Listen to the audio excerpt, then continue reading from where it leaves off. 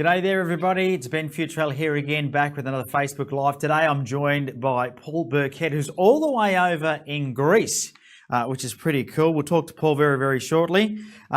Today he's going to be talking to us about how to fail forward. And, you know, I don't know how many of you know Jim Rohn, but Jim Rohn was one of my greatest mentors. Unfortunately passed away about 5 or 6 years ago, but he always said, I remember a leadership seminar that he did, and he told the crowd that we really should be going and finding somebody on the street that has failed and putting them on stage so we can learn from their mistakes, because we always hear about the successes, but quite often we don't hear about the mistakes that people make, and that's what helps us to avoid them and how it strengthens them. So Paul is going to share some of that with us today and how to fail forward.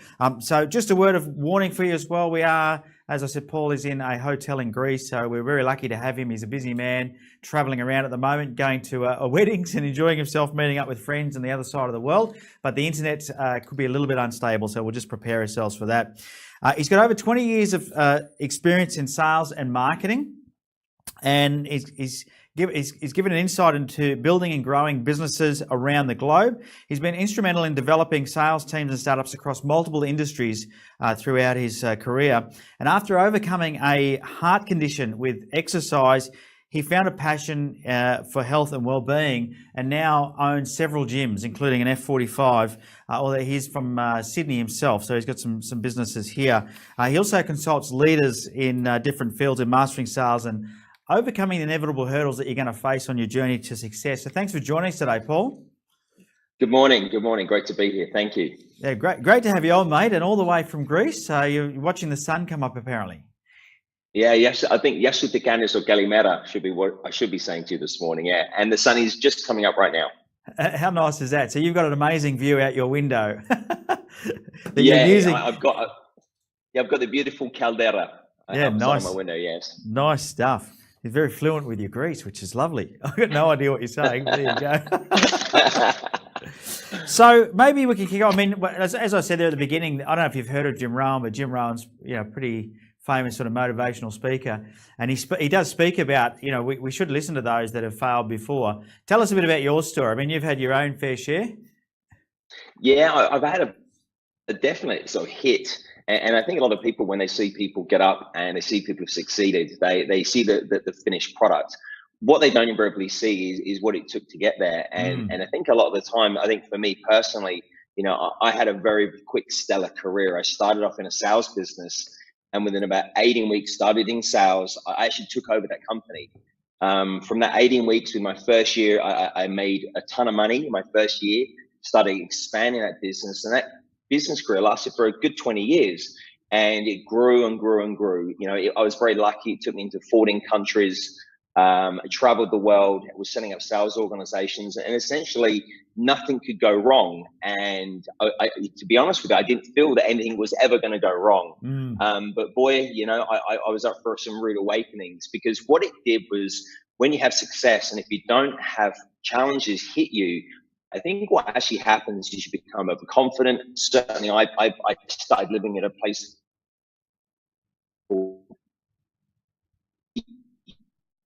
go, and ego fell apart because I was too busy traveling and not focused on that. I started investing in poor investments. Those investments fell apart, and then the biggie that maybe things weren't right was when actually my health fell apart, and I was too busy. I wasn't listening to myself. I wasn't listening to my body, and eventually my health deteriorated, and that fell apart. And then, so let's fast forward 25 years on. I literally have lost a lot of my money, a lot of my wealth. I've lost my health, and I lost all those businesses that I've been working so hard over 25 years. And a lot of lessons were learned over those 20 odd years up, and those 5 years come crashing back down again. Yeah, and I think it's interesting. I interviewed a guy maybe last year, a year before, who'd successfully built a business and sold it for like, it was 50 million or something ridiculous. And in his words, he said to me, Ben, he said, I thought that everything I touched would turn to gold. And so he then took those millions of dollars and started buying other businesses, and nothing succeeded. He just lost all of his money, or most of his money. Do you feel that you get this false sense of security because of the success that you've had? Is that what happens? 100%. I call it the God complex. Yeah. You believe that everything you're going to touch is going to turn to gold. You not say you believe your own bullshit, but you certainly believe what you're putting out. You're telling people something because you're telling them it's actually going to work for you. And I think that's what happened to me. I certainly became overconfident. I lived in a place of ego, and I became someone that actually wasn't. And it took some time to kind of crash to the bottom to realize I actually didn't like that person. And I think he got a lot of success, luckily. And, it just wasn't you. And I think so often in success, when you have a lot of success, you become that success. And sometimes it's actually not you. And I feel like I became completely detached from the person I really am. Yeah. And it's interesting. You said, you built it up over 20 something years, and then it all crumbled in 5 years. I mean, you can lose a lot faster than it takes to build, can't you? The slippery slope down, I always talk about, when people sort of talk about that journey up, and it is a journey up, but if there's a curve, it curves upwards. The down is, you can see the apex here, but it's a slow curve up, but the down is very, very, very sharp. Yeah. Bit like a free fall. Now, if you've just joined us, I can see a few of you joining the live here. I'm with Paul Burkett. Paul's coming to us from Greece, so just be patient with his internet. If you do have any questions, by the way, for Paul throughout this live, I'm monitoring the live on my phone, so I'm not just playing games here or shopping on eBay as I chat to Paul. I am keeping an eye on the comments, so feel free to leave any comments. And of course, if you're enjoying it, give it a bit of that and share it around as well. Give us the love. It's funny, I don't say give it the thumbs up anymore, even though I just said it, because apparently the Facebook algorithms can hear me say that, and they don't like it. We encourage people to actually like what it is we do. So that's a little tip for you.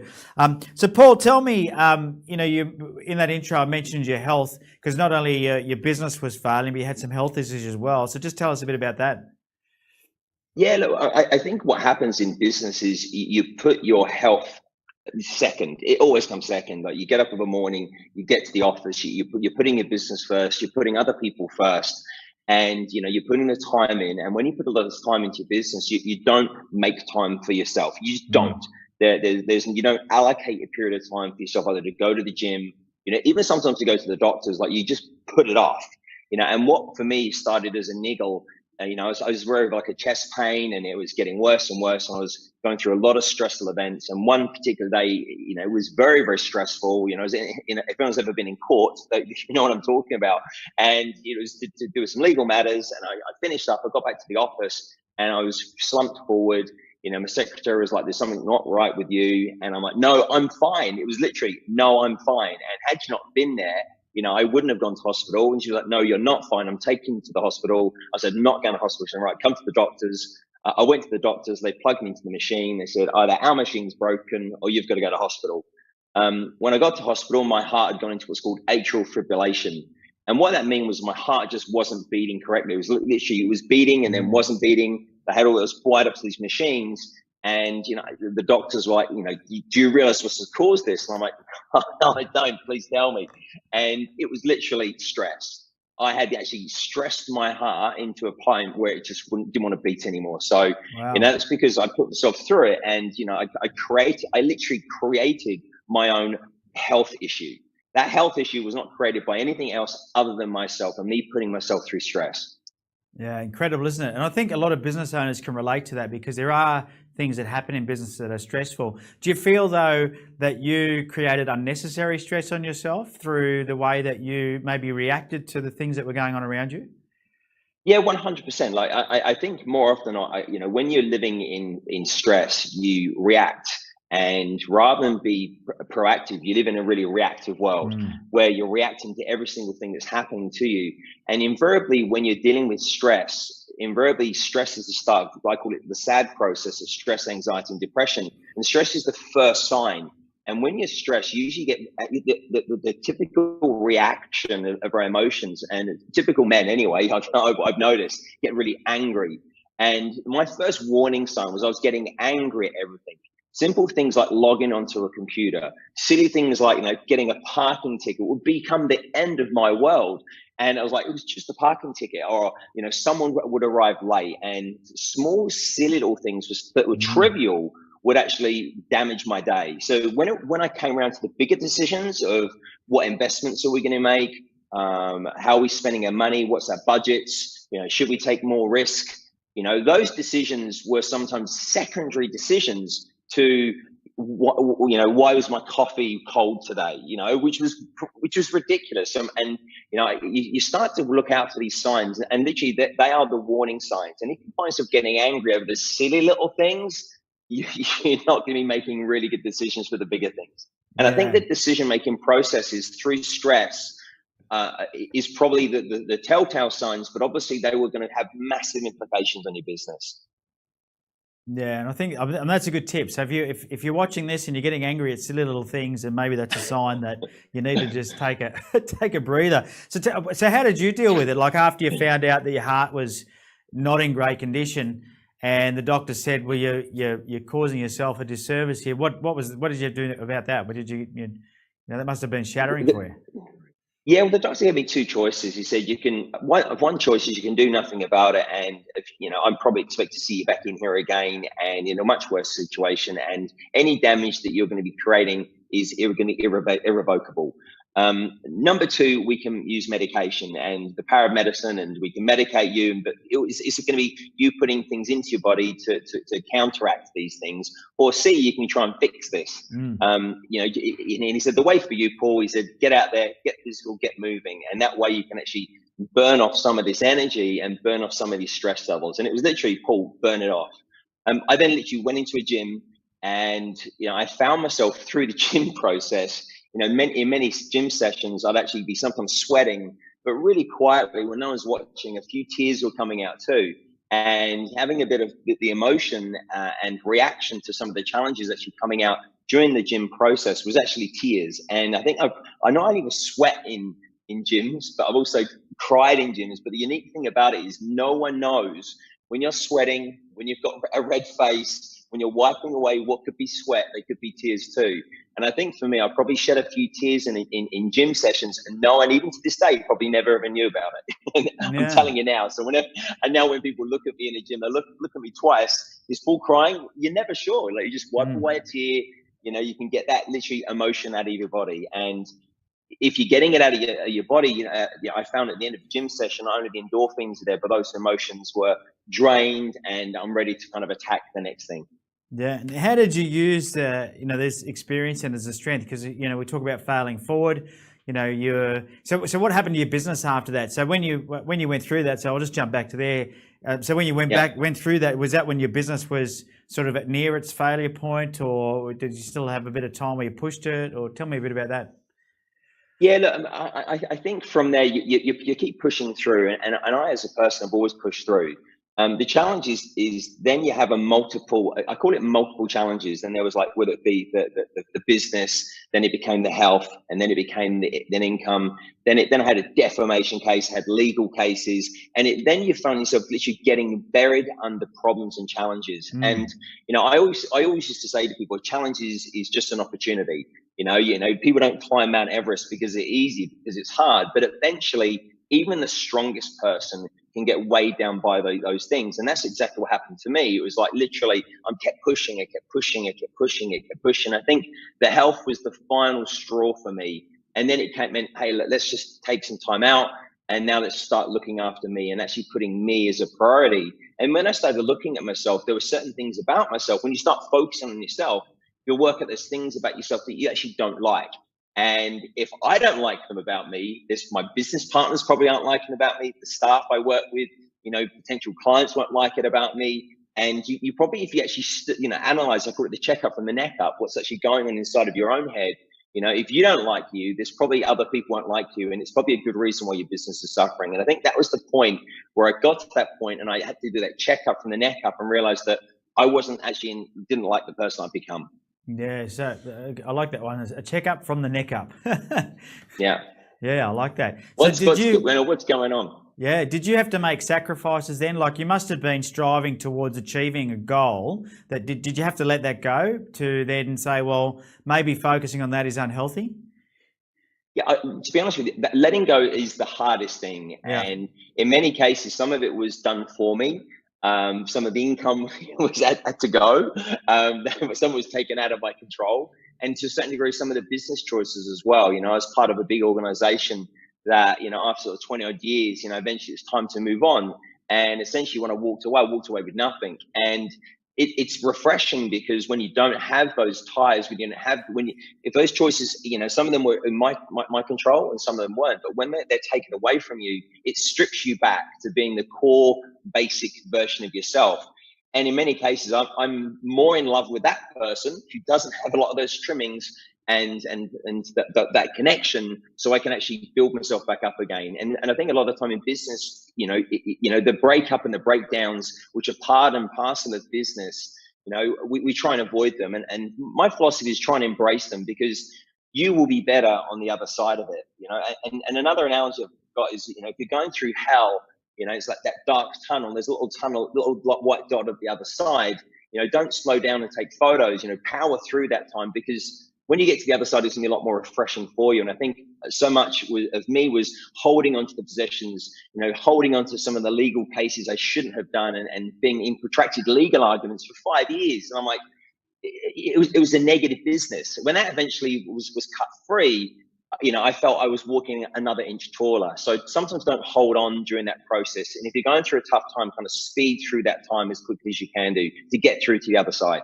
So it's good advice. Now, if you've just joined us, I can see we've got a few new people join us. I'm talking to Paul Burkett all the way from Greece. And we're talking to Paul. Paul's graciously telling us a bit about his failures, because I think we don't hear enough from people that have failed and how they've used it then to get on with life and to do better. So we appreciate Paul sharing these things with us. If you do have a question during the live at all, feel free to put it in the question box. I am monitoring the Facebook live here on the phone, so feel free to ask Paul any questions and I'll pass them on to him to answer. So Paul, tell me, how did you then use this to drive forward, or to use your terminology, to fail forward? How did you use it to create a better life? Because here you are saying embrace it. A lot of people that would be in the middle of it right now are probably going, how do I embrace this crap? Because it's not fun. But you've used it to really drive yourself forward. Have we got an internet problem again? It looks like we have. So for those of you that don't know, Paul is in Greece and the internet's a little bit choppy, so we're doing our best. Okay, I think it's poignant timing. I think you might have said it, but shit. The expression "shit happens." I don't know if that got all the way through there, but shit happens, and there's always going to be to budget for it. You need to plan for it. You need to accept it. And I think so often, if you think life's going to be plain safe, you need to budget for those tough times. You need to plan for things not going your way, and need to work through those tough times, because shit will always happen. Things will always go wrong. You will get poor internet connections at the most crucial time. Yeah, we can attest to that. We can attest to that. So tell us then, because you've been through that, how do you use that to strengthen you? Because if you've been in that situation, sometimes, you called it going through hell before, and that might have been what it felt like for you.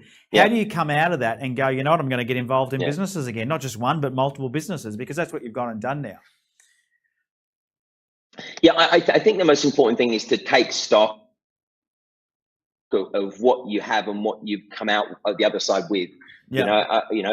Putting yourself great into that great headspace. And ultimately for me, I probably wasn't present in a lot of my business career. I was an amazing human doing and a terrible human being.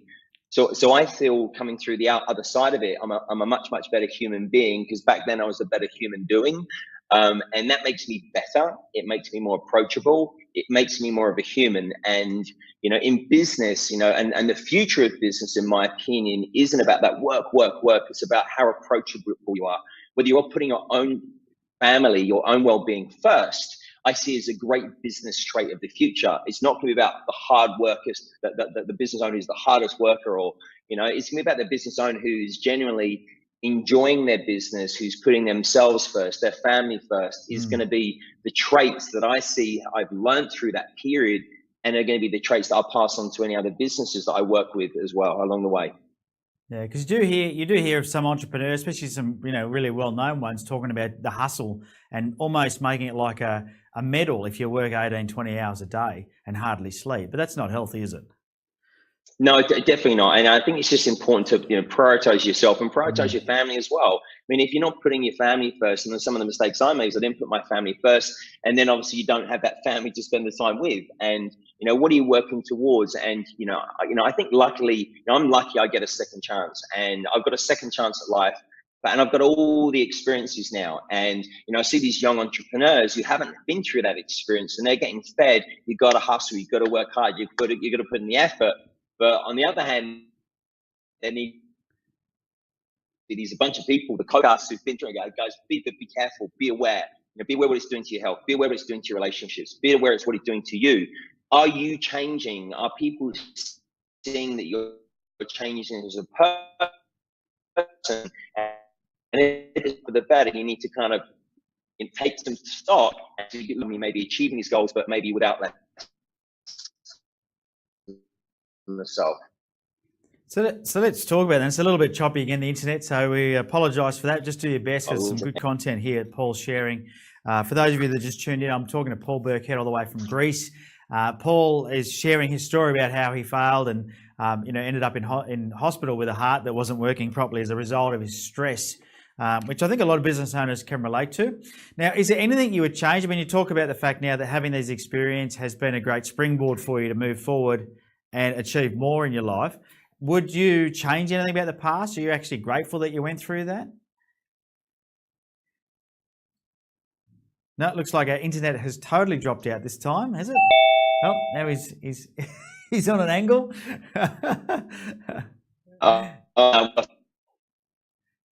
Am I back now? You're back, but you're on an angle, which is interesting. Anyway, we can talk to you like this. Am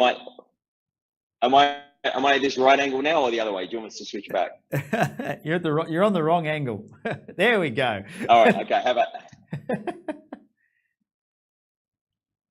There we go. There you go. Gotta love the internet. Gotta love the internet. That is good content. So you know what? I'm in Greece. Good old Greece. So I was just asking you, would you change anything about the past, or are you grateful that you went through that experience because it sort of has springboarded you to where you are? Yeah, look, people always say that, what would you have changed? Certainly I don't want to be what's called a victim of success, because I see victims of success everywhere. And I see that through, compulsion, depression, and what people do next. And that's the most important point I want to make is, what do you do next? Mm-hmm. Do you go back to your old ways? Do you go back to everything you did in the past, or do you move forward? And that's the point to this. It's about acknowledging it, and then it's okay to fail, but make sure you're failing forward and to move forward from wherever you're at. Whatever you go through is a lesson, and some lessons are hard fought. I can't pay for the lessons I've been through.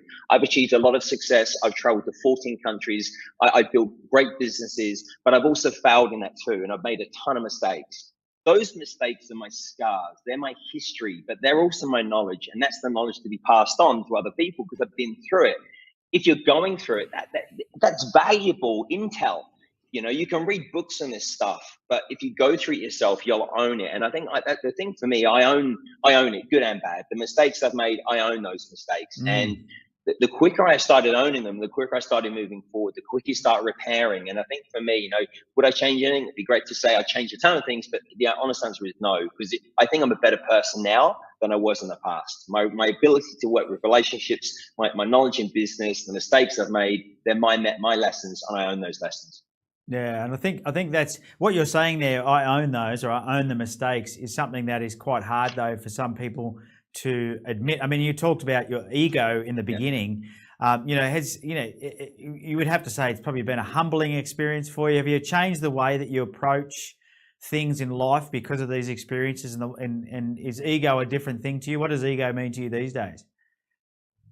Ego is something called, because you've had it. I can catch it. I feel it coming. Yeah. I think it's important that there is a place for it, and I now call it confidence, and that's my confidence, and that gives me the confidence.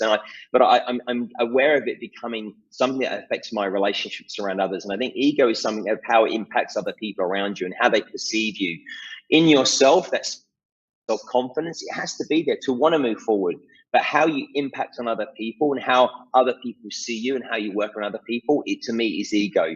The most important thing is the ability to start again and to want to start again, and that's the self-confidence, because I think a lot of people want to give up.